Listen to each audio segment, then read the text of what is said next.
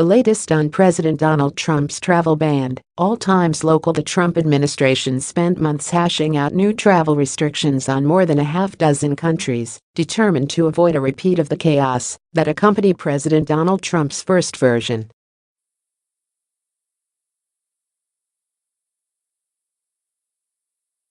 But critics say they're puzzled over the inclusion of some countries and believe Venezuela and North Korea were added to provide legal and political cover for what they say remains a Muslim ban.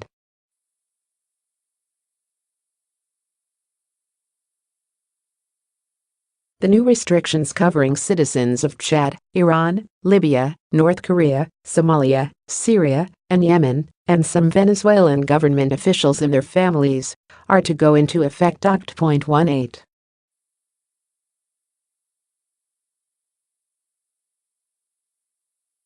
The Supreme Court has canceled arguments set for Oct.10 in the dispute over President Donald Trump's travel ban, after Trump rolled out a new policy Sunday.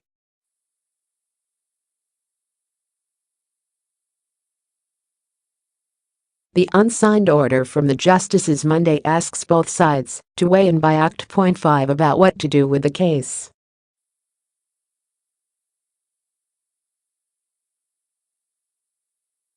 The court had been ready to hear argument about the legality of a 90-day ban on travelers from 6 mostly Muslim countries and a 120-day ban on refugees from around the world.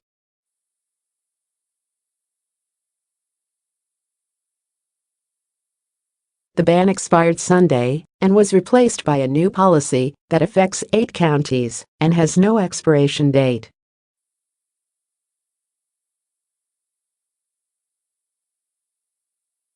Those countries are Chad, Iran, Libya, North Korea, Somalia, Syria, Venezuela, and Yemen.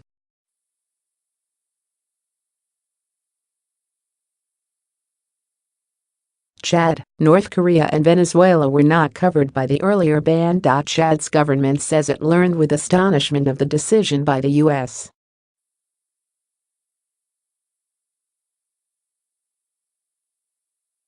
government that its country is on a list whose nationals will be prohibited from entering the United States.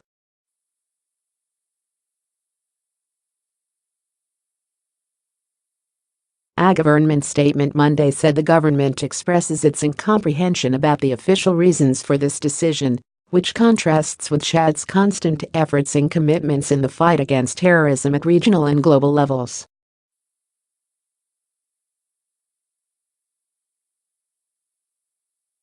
Chad's government called for a better appreciation of the situation and for Trump to reconsider the decision, which it says undermines the image of Chad and the good relations between the two countries.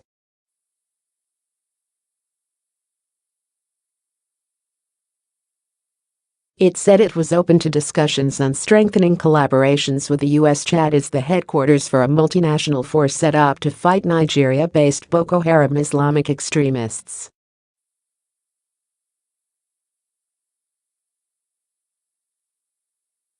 AP reporter Danny Padilla in N'Djamena, Chad. Venezuelan President Nicolas Maduro says the Trump administration's decision to include Venezuelan officials on a travel ban is a form of political and psychological terrorism.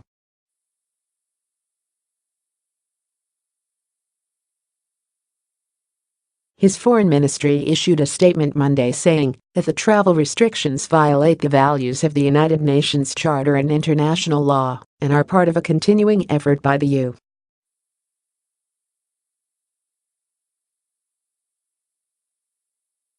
U.S. to oust Maduro from power. The ministry said it is considering all necessary measures to defend Venezuela's sovereignty and national interest.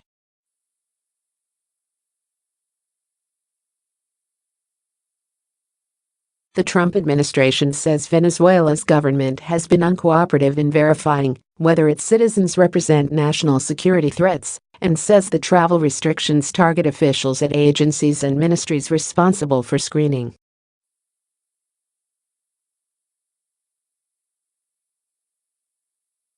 The Trump administration also calls for Venezuelan nationals who are already visa holders to be subject to appropriate additional measures to ensure their traveler information remains current.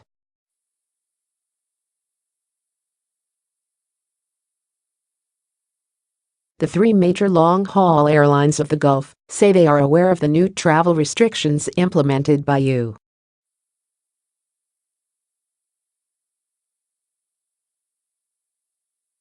President Donald Trump's administration. Dubai-based Emirates said in a statement to the Associated Press, with regards to entry requirements for travel to from the USA, Emirates continues to take guidance provided to us by the U.S.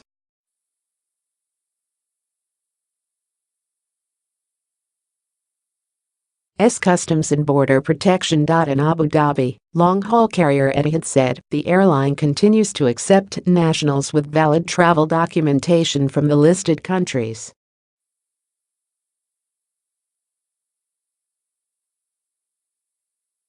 Acceptance, as per standard procedure, is subject to checks completed by U.S. authorities at the pre-clearance facility in Abu Dhabi International Airport. Doha-based Qatar Airways also said its operations continued as normal.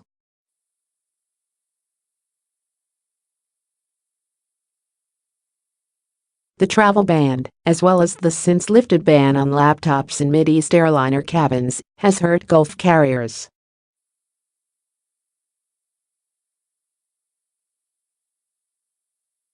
Emirates has cut routes to the U.S. The Gulf airlines also have faced stiff resistance from U.S.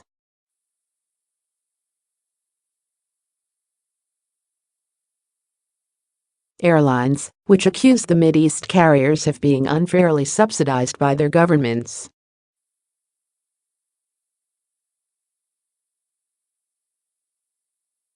The Gulf carriers strongly dispute that. In the streets of Tehran, Iranians say they are confused by the new travel ban instituted by U.S.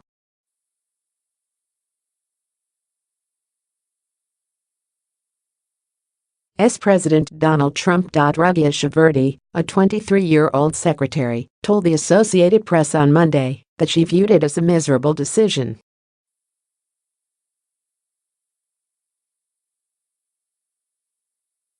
She said after waiting months she only just got a visa interview appointment for her mother to visit her sister, who has lived in the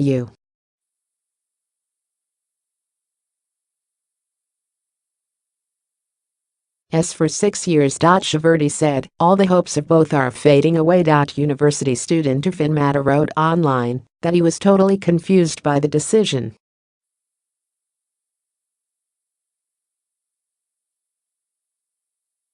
Matta wrote, I have student visa appointment on October 4th, I do not know if I have to continue or not.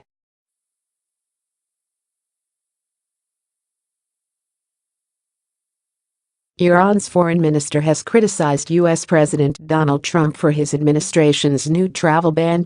Mohammad Javad Zarif wrote on Twitter early Monday, Trump's fake empathy for Iranians rings ever more hollow with his new and even more offensive travel ban against such outstanding citizens.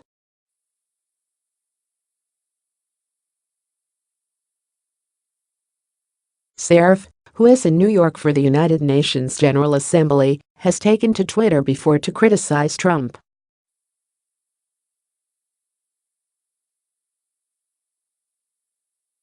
Iran previously was among the 6 majority Muslim nations targeted in the travel ban.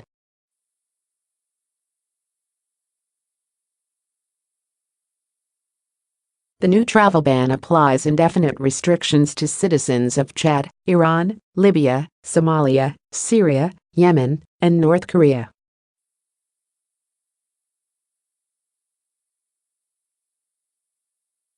The changes will take effect October 18. North Korea hasn't reacted yet to newly announced U.S.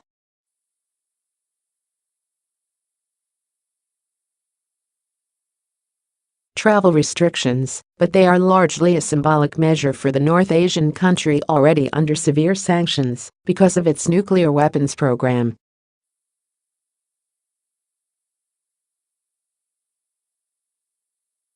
Most or all of the North Koreans living in the United States are based at the country's diplomatic mission to the United Nations.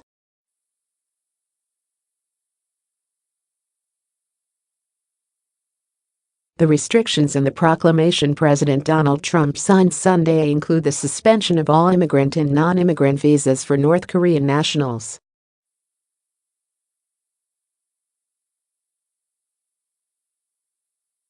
South Korean analysts believe, though, the U.S. measure wouldn't target North Korean diplomats. Certain North Korean individuals are banned already due to sanctions.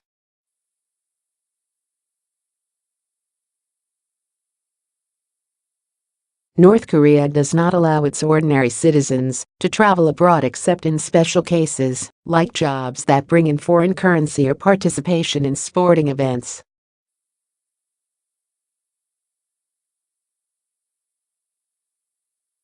President Donald Trump has signed a proclamation imposing strict new restrictions on travelers from a handful of countries, including 5 that were covered by his expiring travel ban.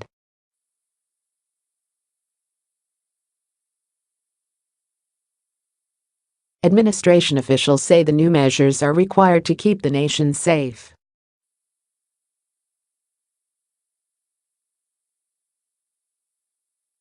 The indefinite restrictions apply to citizens of Chad, Iran, Libya, Somalia, Syria, Yemen, and North Korea.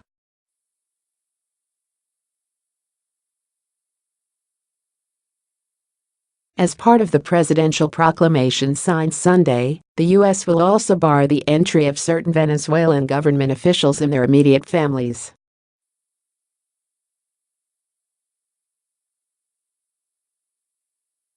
The changes will take effect October 18. The announcement came the same day that Trump's temporary ban on visitors from 6 Muslim-majority countries was set to expire, 90 days after it went into effect.